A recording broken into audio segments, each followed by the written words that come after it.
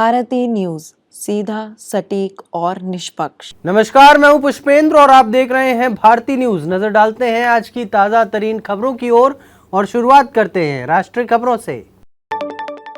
चार धाम यात्रा की ख्वाहिश रखने वालों का इंतजार अब खत्म हो चुका है। हर हर महादेव के साथ उत्तराखंड स्थित विश्व प्रसिद्ध केदारनाथ धाम के कपाट भक्तों के लिए खुल गए हैं। प्रमुख 12 ज्योतिर्लिंगों में से एक हिमालय में विराजे श्री केदारनाथ धाम के कपाट आज सुबह पूरे विधि विधान और वैदिक मंत्रोच्चार के साथ खुल गए।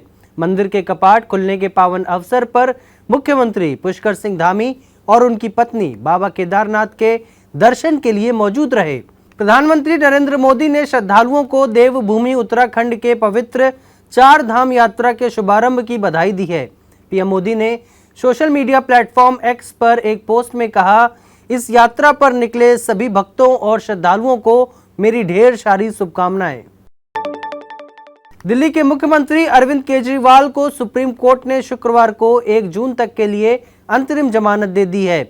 उन्हें 2 जून को हर हाल में सरेंडर करने को कहा गया है।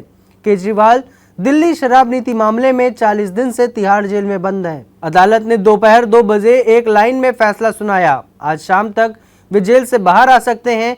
हालांकि उनके वकील ने 4 जून तक की रिहाई का अनुरोध किया था, जिसे सुप्रीम कोर्ट ने खारिज कर दिया। कोर्ट ने कहा कि चुनावी प्रक्रिया 1 जून को खत्म हो जाएगी। कोर्ट का पूरा ऑर्डर अभी तक नहीं आया है। केजरीवाल को अंतरिम जमानत मिलने के बाद आम आदमी पार्टी ने दिल्ली में होने वाली सभी संकल्प सभाएं रद्द कर दी हैं। अब पार्टी नई प्रचार योजना बनाएगी और जल्द ही इसका ऐलान किया जाएगा। लोकसभा चुनाव के प्रचार के लिए प्रधानमंत्री मोदी ने महाराष्ट्र के नंदुरबार में चुनावी रैली को संबोधित किया। इस दौरान उन्होंने कहा, नकली शिवसेना वाले मुझे जिंदा गाड़ने की बात कर रहे हैं। एक तरफ कांग्रेस है जो कहती है कि मोदी तेरी कब्र खुदेगी, दूसरी तरफ नकली शिवसेना मुझे जिंदा गाड़ने की बात करती है। मुझे गाली देते हुए भी ये लोग तुष्टीकरण का पूरा ध्यान रखते हैं। इसके अलावा मोदी ने आरक्षण के मुद्दे पर भी चर्चा की। मोदी ने कहा, मैं 17 दिन से कांग्रेस को चुनौती दे रहा हूं। मैंने कांग्रेस से कहा है कि वो लिखकर बताएं कि वो SC, ST और OBC के आरक्षण के टुकड़े नहीं करेंगे और न ही मुसलमानों में बांटेंगे। अब नजर डालते हैं अंतर्राष्ट्रीय खबरों पर।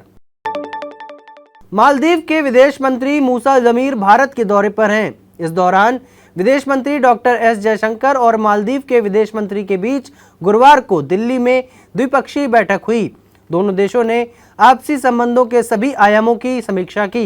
विदेश मंत्री ने वार्ता के दौरान अपने शुरुआती वक्तव्य में कहा कि करीबी और निकटतम पड़ोसियों के रूप में हमारे संबंधों का विकास स्पष्ट रूप से आपसी हितों और पारस्परिक संवेदनशीलता पर आधारित है। उन्होंने कहा कि यह हमारे साझा हित में है कि हम इस बात पर सहमति बनाएं कि हम अपने रिश्ते को किस तरह बेहतर ढंग से आगे बढ़ा सकते हैं।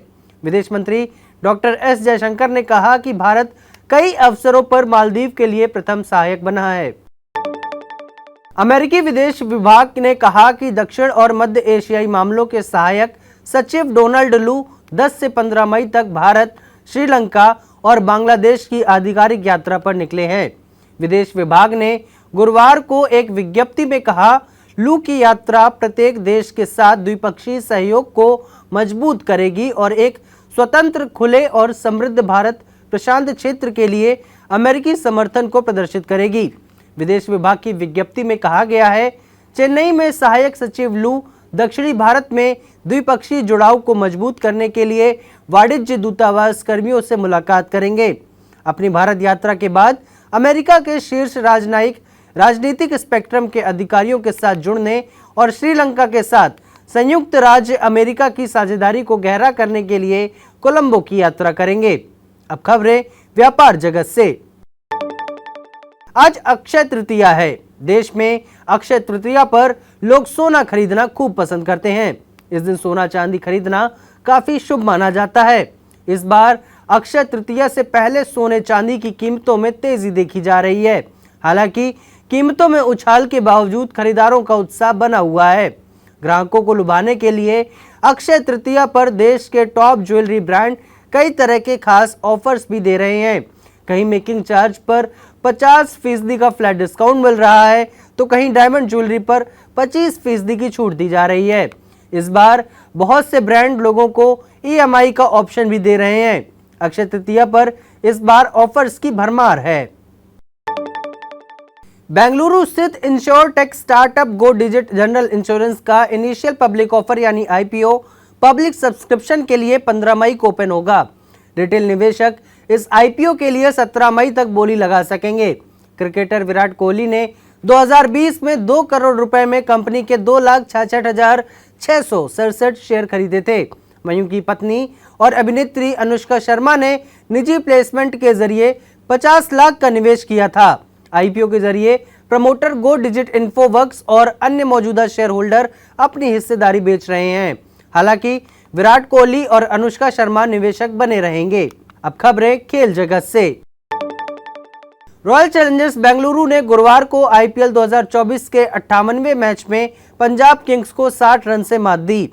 RCB ने इस जीत के साथ IPL 2024 के प्लेऑफ में पहुंचने की अपनी उम्मीदों को जिंदा रखा है। वहीं पंजाब किंग्स के प्लेऑफ में पहुंचने की उम्मीदें ना के बराबर हो गई हैं। RCB की जीत के हीरो विराट कोहली रहे, जिन्होंने 92 रन की तूफानी पारी खेली। गुजरात टाइटंस की टीम कैंसर जागरूकता के प्रति समर्थन दिखाने के लिए 13 मई को अहमदाबाद में कोलकाता नाइट राइडर्स के खिलाफ अपने अंतिम IPL 2024 घरेलू मैच के दौरान लेवेंडर रंग की जर्सी पहनेगी।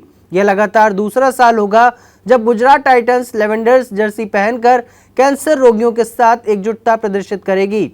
गुजरात फ्रेंचाइजी ने एक आधिकारिक बयान में कहा, यह इशारा कैंसर के रोगियों में परिणामों के सुधार के लिए प्रारंभिक पहचान और गुणवत्तापूर्ण देखभाल तक पहुंच के महत्व की याद दिलाता है। बयान में आगे कहा गया, यह पहल प्रशंसकों को कैंसर की रोकथाम के बारे में शिक्षित करने में मदद करेगी और जीवन शैली में बदलाव और शुरुआती पहचान के लिए नियमित जांच के महत्व पर जोर देगी।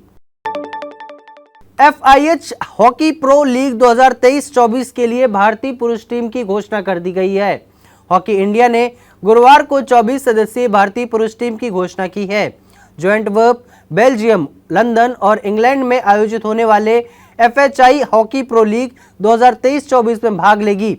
टीम की कप्तान हरमनप्रीत सिंह संभालेंगे, वहीं मिडफील्डर हार्दिक सिंह को उप कप्तान बनाया गया है।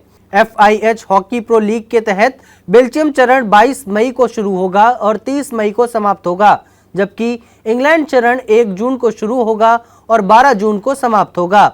भारत दोनों चरणों में अर्जेंटीना, बेल्जियम, जर्मनी और ग्रेट ब्रिटेन के खिलाफ 2-2 बार खेलेगा। भारतीय टीम 22 मई को अर्जेंटीना के खिलाफ अपने अभियान की शुरुआत करेगी। फिलहाल के लिए बस इतना ही। अन्य सभी बड़ी खबरों के लिए देखते रहिए भारती न्यूज और भारती न्यूज को लाइक, शेयर और सब्सक्राइब करना ना भूलें। धन्यवाद।